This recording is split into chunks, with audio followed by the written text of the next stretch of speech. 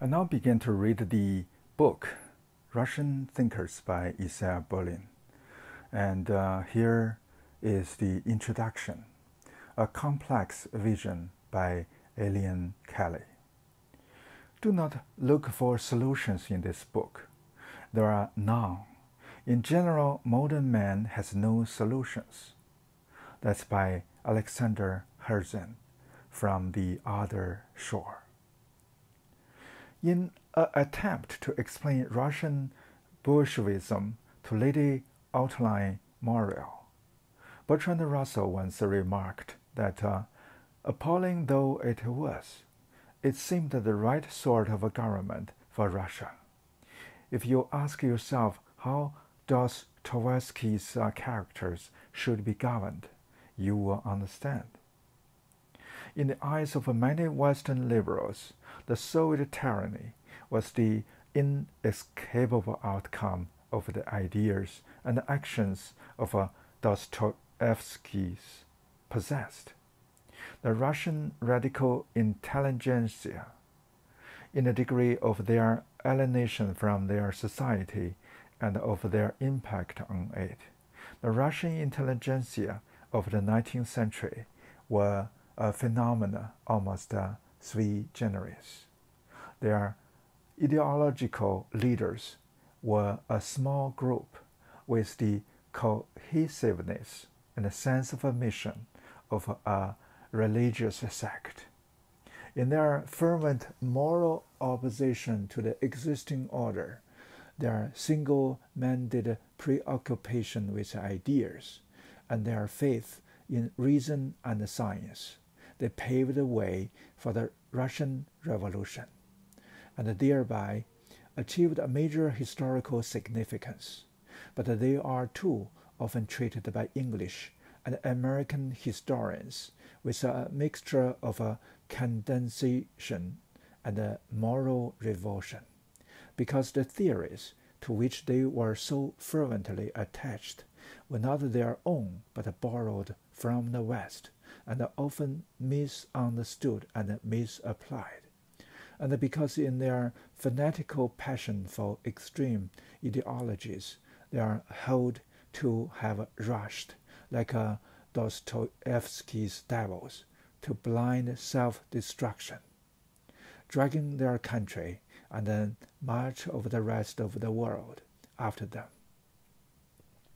The Russian Revolution and its aftermath have strengthened the belief, deeply entrenched in the Anglo-Saxon afterlook, that a passionate interest in ideas is a symptom of a mental and moral disorder.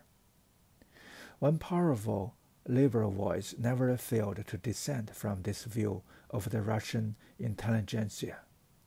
Isaiah Berlin is one of the most widely admired political thinkers of the second half of the 20th century, the proponent of what John Gray describes as a stoical and tragic liberalism of an unavoidable conflict between competing values, which injected new life into the liberal intellectual tradition. His writings are penetrated with the conviction that liberal values are best defended by those who best understand the power of ideas, in particular the intellectual and moral attractions of what he has called the great despotic visions of the right and the left. One of his distinctive contributions to English intellectual life was as a counterforce to his parochial indifference to intellectual movements in Europe. In a succession of dazzling studies, he carried the personalities and ideas of some of the most original thinkers of the post-Renaissance world to a wide audience, and in the essays brought together in this book, he achieved the same for the phenomena of the Russian intelligentsia. Berlin's approach to Russian thought was directed by his interest in how ideas are lived through as solutions to moral problems. Avoiding the common tendency to pronounce on Russian solutions with the wisdom of historical hindsight, he focused instead on the dilemmas they were conceived to resolve. Though his essays on Russian subjects stand by themselves, with no need of a philosophical annotation or cross-reference, they are also a substantial contribution to the central theme of all his writings on intellectual history, and their originality can best be appreciated if they are approached within this wider framework. Berlin's writings are centrally concerned with what he sees as one of the most fundamental of the open issues on which moral conduct depends. Are all absolute values ultimately compatible with one another? Or is there no single final solution to the problem of how to live? No one objective and universal human ideal? In the essays on liberty that encapsulate his thinking on this issue, he explores the historical and psychological roots and consequences of monist and pluralist visions of the world. He argues that the great totalitarian structures built on Hegelian and Marxist foundations are not a terrible aberration, but rather a logical development of the central assumption shared by the main currents of Western political thought, that a fundamental unity deriving from a single universal purpose underlies all phenomena. This can be discovered, according to some, through scientific inquiry, or, according to others, through religious revelation of a metaphysical speculation. When discovered, it will provide a definitive answer to the question of how one should live. Although the most extreme forms of this faith, with their dehumanizing visions of individuals as instruments of abstract historical forces, have led to criminal perversions of a political practice, Berlin emphasizes that the faith itself cannot be dismissed as the product of sick minds. It is the basis of all traditional morality and is rooted in the deep and incurable metaphysical need that arises from humanity's sense of an inner split and its yearning for a mythical lost wholeness. This craving for absolutes is often the expression of an urge to shed the burden of responsibility for one's fate by transferring it to a vast, amoral, impersonal, monolithic whole, nature or history or class or race or the harsh realities of our time, or the irresistible evolution of the social structure that will absorb and integrate us into its limitless, indifferent, neutral texture, which it is senseless to evaluate or criticize, and against which we fight to our certain doom. Berlin believes that precisely because monistic visions of a reality answer fundamental human needs, truly consistent pluralism is rarely found in history. In the sense in which he uses the word in the word, pluralism is not to be confused with that which is commonly defined as a liberal outlook, according to which all extreme positions are distortions of true values, and the key to social harmony and a moral life lies in moderation and the golden mean. True pluralism, as Berlin understands it, is much more tough-minded and intellectually bold. It rejects the view that all conflicts of values can be finally resolved by synthesis, and that all desirable goals may be reconciled. It recognizes that human nature generates values which, though equally sacred, equally ultimate, exclude one another, without there being any possibility of establishing an objective hierarchical relation among them. Moral conduct may therefore involve making agonizing choices without the help of a universal criteria between incompatible but equally desirable values. This permanent possibility of a moral uncertainty is, in Berlin's view, the price that must be paid for recognition of the true nature of one's freedom, the individual's right to self-direction, as opposed to direction by state or church or party, as plainly of a supreme importance if one holds that the diversity of human goals and aspirations cannot be evaluated by any universal criterion or subordinated to some transcendent purpose.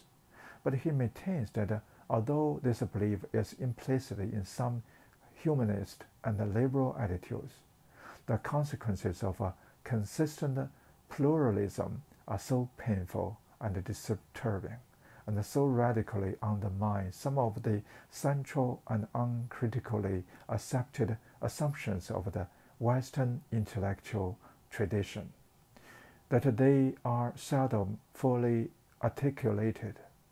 In seminal essays on Giacomo Battista Vico, Niccolo Machiavelli, and John Gottfried von Herder, and in Historical Inevitability, Berlin has shown that those few thinkers who spelled out the consequences of pluralism have been consistently misunderstood and their originality undervalued. In 4 Essays on Liberty, he suggests that pluralist visions of the world are often the product of a historical claustrophobia during periods of intellectual and social stagnation, when a sense of the intolerable cramping of human faculties by the demand for conformity generates a demand for more light, an extension of the areas of individual responsibility and spontaneous action. But as the dominance of a monistic doctrine throughout history shows, people are much more prone to agoraphobia.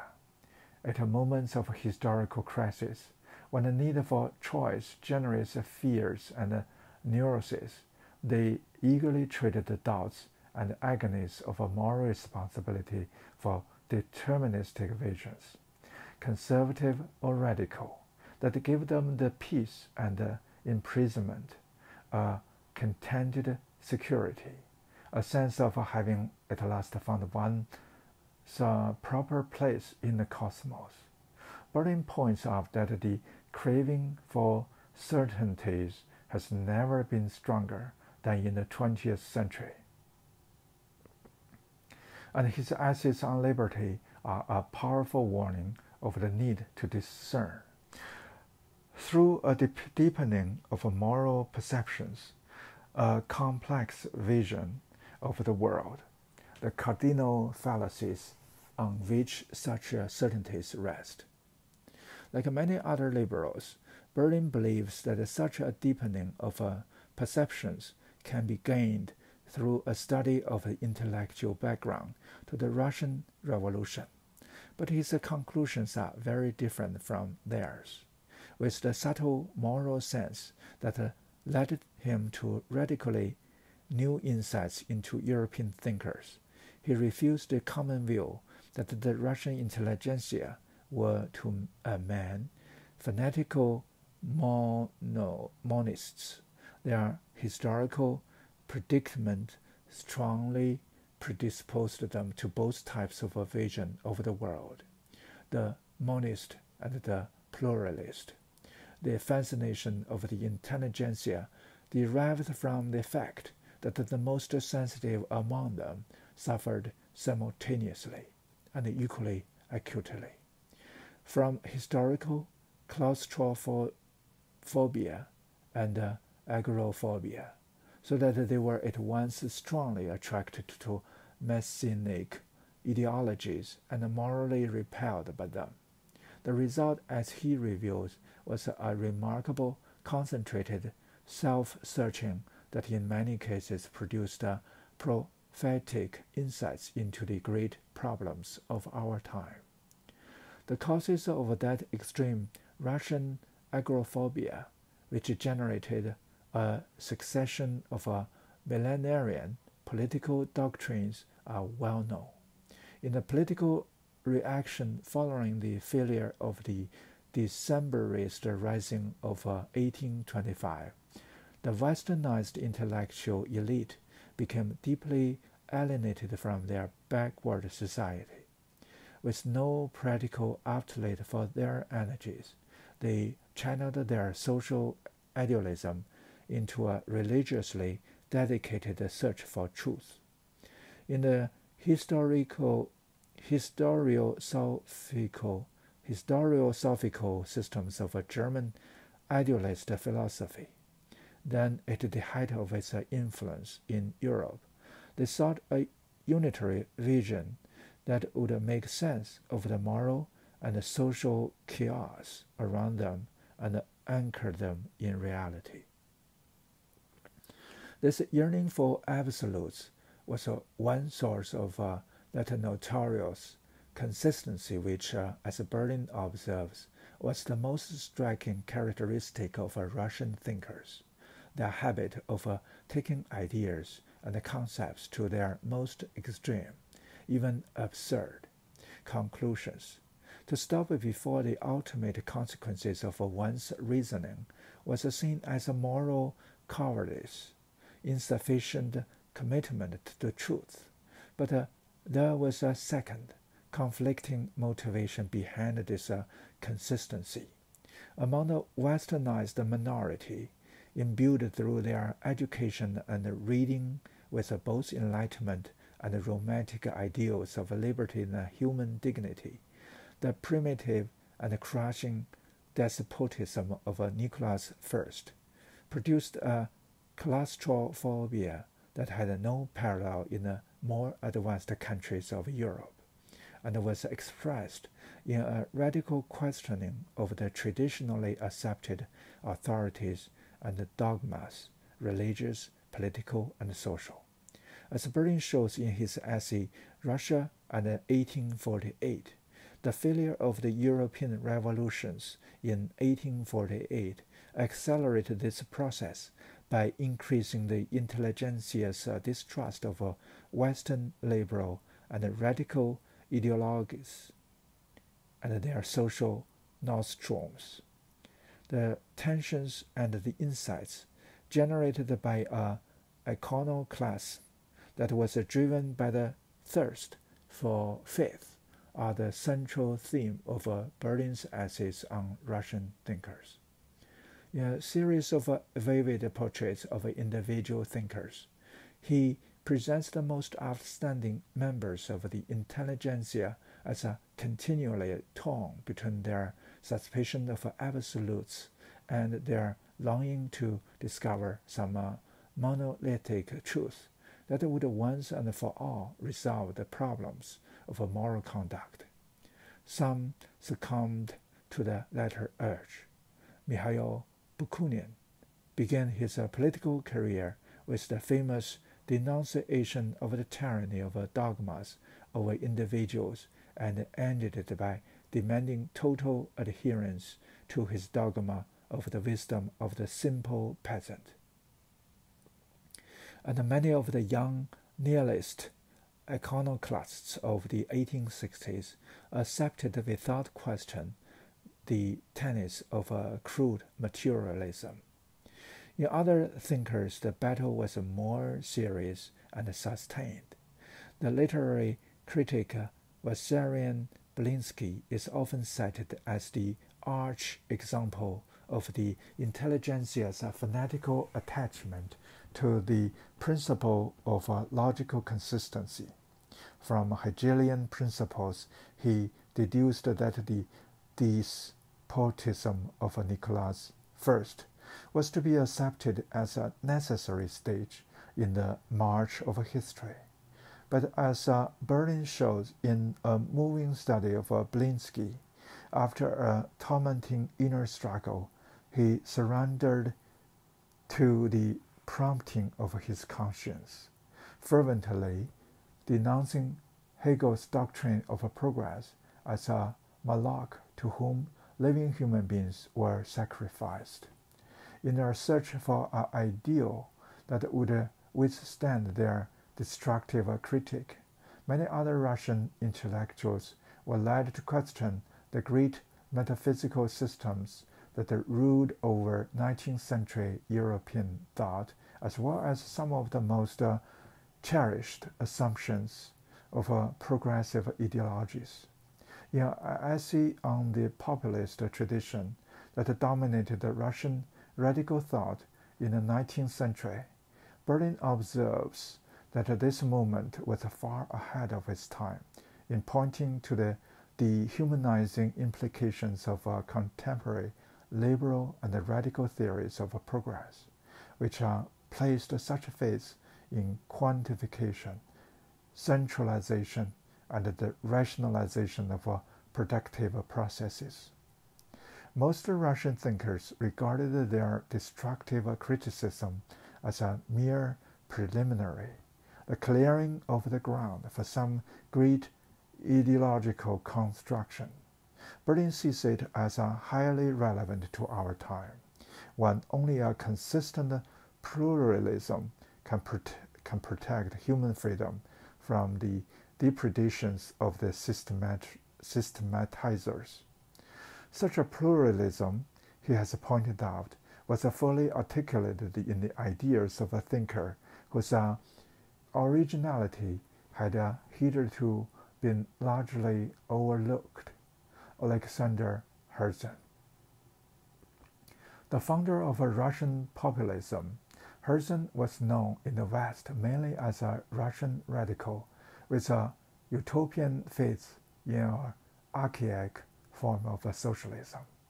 In two essays on Herzen and in introductions to his great works, From the Other Shore and My Past and Thoughts, Berlin established him firmly as one of Russia's three moral preachers of genius, the author of profound reflections on liberty.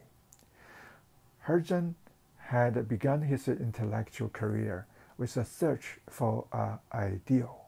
He found it in an advanced form of socialism that he believed existed in burial in the Russian peasant commune. But he argued that neither his nor any other ideal could be a universal solution to the problems of social existence. The search for such a solution was incompatible with respect for human liberty. He accused the revolutionaries of his time of being conservative in their reluctance to confront the common source of all forms of political oppression, the tyranny of abstractions over individuals. Herzen's attacks on all deterministic philosophies of progress, Berlin argues, showed a prescient understanding that one of the greatest of sins that any human being can perpetrate is to seek to transfer moral responsibility from his own shoulders to those of an unpredictable future order, to sanctify monstrous crimes by faith in some remote utopia. Berlin depicts Herzen's predicament as a very modern one. Herzen was torn between the conflicting values of equality and excellence. He recognized the injustice of elites, but valued intellectual and modern freedom, and the aesthetic distinction of a true aristocracy.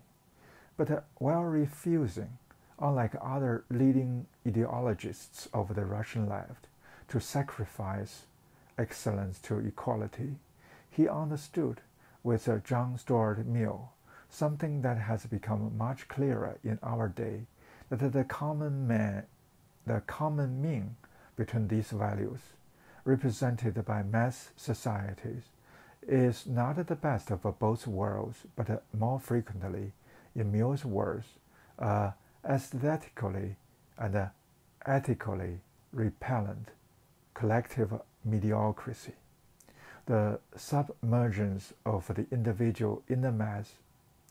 In a language as vivid as Herzen's own, Berlin has conveyed to the English-speaking reader the originality of Herzen's belief that there are no general solutions to individual and specific problems, only temporary expedients that must be based on an acute sense of the uniqueness of such historical situation and on a responsiveness to the needs and demands of diverse individuals and peoples.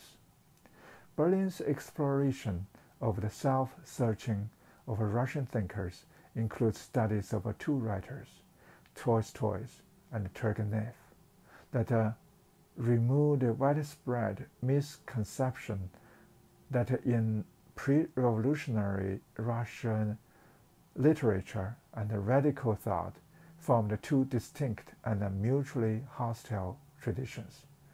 Tolstoy's and Dostoevsky's well-known aversion to the intelligentsia has been frequently quoted to emphasize the gulf between Russia's great writers, who were concerned with exploring human spiritual depths, and its radical thinkers perceived as obsessed with the external forms of social existence. Berlin maintains that the art of Tolstoy and Turgenev can be understood only as a product of the same moral conflict as that experienced by the radical intelligentsia. In his study of Tolstoy's view of history, The Hedgehog and the Fox, and in his essay on Tolstoy and the Enlightenment, he interprets the relation between Tolstoy's artistic vision and his moral preaching as a titanic struggle between monist and pluralist visions of reality. Tolstoy's lethal nihilism demolished the pretensions of all theories, dogmas, and systems to explain, order, or predict the complex and contradictory phenomena of history and social existence. But the driving force of this attack was a passionate longing to discover a single unitary truth, encompassing all existence and impregnable to attack. Impregnable to attack. He was thus constantly in contradiction with himself, perceiving reality in its multiplicity, but believing only in one vast, unitary whole. In his art, he expressed an unsurpassed feeling for the irreducible variety of phenomena, but in his moral preaching, he advocated simplification, reduction to one single level, that of the Russian peasant, of the simple Christian ethic. In some of the most psychologically delicate and revealing passages ever written on Tolstoy, Berlin suggests that his tragedy was that his sense of reality was too strong to be compatible with any of the narrow ideals he set up. The conclusions articulated in Herzen's writings were demonstrated in Tolstoy's inability, despite the most desperate attempts, to harmonize opposing but equally valid goals and attitudes. Yet his failures to resolve his inner contradiction gives Tolstoy a moral stature, apparent even to those most mystified are repelled by the content of his preaching. Few writers would seem to have less in common than Tolstoy, the fanatical seeker after truth, and Turgenev, a master of a lyrical prose, the author of a nostalgic idyls of the country life. But in his essay on Turgenev, Berlin shows that although by temperament he was a liberal, repelled by dogmatic narrowness and opposed to extreme solutions, he had been deeply influenced in his youth by the moral commitment of his radical contemporaries and their opposition to the brutality of the Russian autocracy. He fully accepted his friend Belinsky's belief that the artist cannot remain a neutral observer in the battle between justice and injustice, but must dedicate himself, like all decent people, to the search to establish and proclaim the truth. The effect of this was to turn Turgenev's liberalism into something quite distinct from the European liberalism of that time, much less confident and optimistic, but more modern. In his novels, which chronicled the development of the intelligentsia, he examined the controversies of the middle years of the 19th century between Russian radicals and conservatives, moderates and extremists, exploring with great scrupulousness and moral perception the strengths and weaknesses of individuals and groups and of the doctrines by which they lived.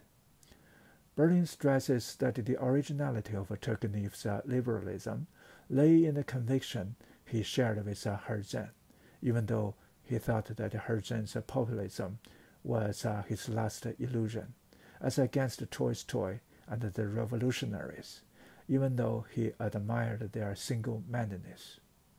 That no final solution to the central problems of society was possible. In an age when liberals and radicals alike were complacent in their faith in the inevitability of progress, when political choices seemed mapped out in advance by inexorable historical forces, the laws governing economic markets, or the conflict of social classes, which could be made to assume responsibility for their results. Turgenev perceived the hollowness of the certainties invoked by liberals to justify the injustices of the existing order, or by radicals to justify its merciless destruction.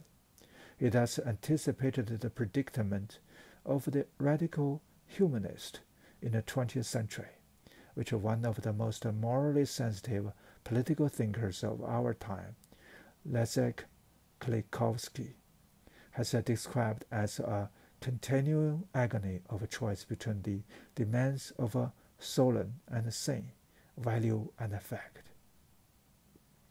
The same question recurs repeatedly in different versions. How can we prevent the alternatives of a sullen sin from becoming polarization of utopianism, opportunism, romanticism, conservatism, purposeless madness versus collaboration with crime masquerading as sobriety? How can we avoid the fatal choice between the scylla of duty, carrying its arbitrary slogans, and the tragedies of compliance with the existing world, which transforms itself into voluntary approval of its most dreadful products? How to avoid this choice, given the postulates which we consider essential, that we are never able to measure truly and accurately the limits of what we call historical necessity, and that we are consequently never able to decide with certainty which concrete fact of a social life is a component of historical destiny and what potentials are concealed in existing reality. Kolakowski's formulation of this dilemma that faced the 20th century is surely valid. Yet Turgenev, a thinker of a very different type, faced it more than a century ago, before proponents of one-sided visions, conservative or utopian, possessed the technological equipment for experiments on limitless human material. It was less difficult to defend the view that one or other extreme vision, or even a middle course, was the whole answer. Isaiah Berlin has demonstrated that at a time when both liberals and the ideologists of the left were still confident of the sufficiency of their systems, Turgenev had attained a more complex vision and had embodied it in his art. Among the three central figures in these essays, there is no doubt where Berlin's greatest sympathies lie. As he shows us, for all Tolstoy's moral grandeur, his blindness at those moments when he relinquishes the human vision of his art for the domineering dogmatism is repellent. And Turgenev, for all the clarity of his vision, his intelligence, and his sense of reality, lacked the courage and the moral commitment he so admired in the radical intelligentsia. His vacillation between alternatives was too often a state of agreeable melancholy, ultimately dispassionate and detached. It is Herzen who emerges as the hero of Russian thinkers. Although Berlin concedes that there was substance in Turgenev's assertion that Herzen never succeeded in ridding himself of one illusion, his face in the peasant's sheepskin coat. For him, this does not detract from the view of liberty that was both profound and prophetic in its perception that one of the deepest of modern disasters is to be caught up in abstractions instead of realities. Berlin concluded his inaugural lecture as a professor of social and political theory at Oxford with a quotation from an author whom he did not identify. Quote, "To realize the relative validity of one's convictions and yet stand for them unflinchingly is what distinguishes a civilized man from a barbarian." End quote. Herzen, who had the subtle vision of Turgenev, along with a self-sacrificing commitment to the truth that was the equal to Tolstoy's, was in this sense both brave and civilized. He possessed to a great degree that consistent pluralism of outlook which for Berlin is the essence of political wisdom. It is often said of the Russians that their national peculiarity consists in expressing in an extreme fashion certain universal characteristics of the human condition, and for many, the historical significance of the Russian intelligentsia consists in the fact that it embodied the human thirst for absolutes in a pathologically exaggerated form. Berlin's essays present us with a very different and a much more complex interpretation of the intelligentsia's universality. universality, showing that for a variety of historical reasons, they embodied not one, but at least two fundamental and opposed human urges. The urge to assert the autonomy of the self through revolt against necessity continually clashed with their demand for certainties, leading them to acute insights into moral, social, and aesthetic problems that in this century have come to be regarded as of central importance.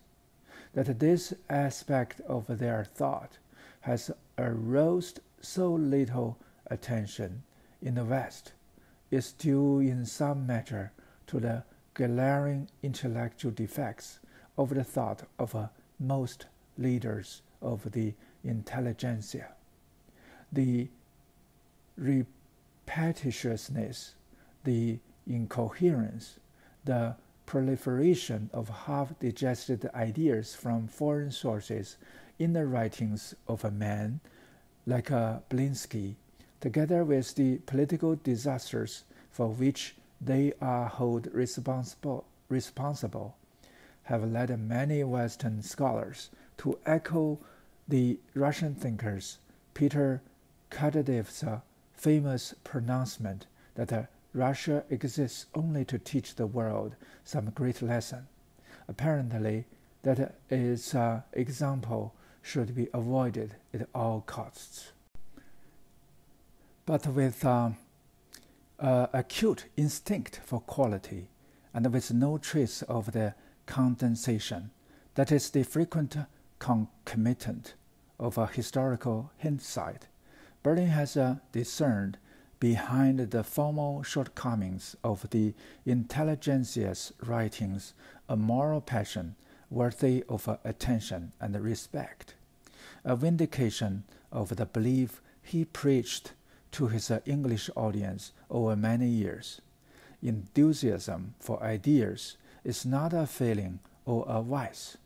On the contrary, the ability to think through political and social ideals in order to predict their ultimate consequences is the best safeguard we have against the tyranny of ideological systems.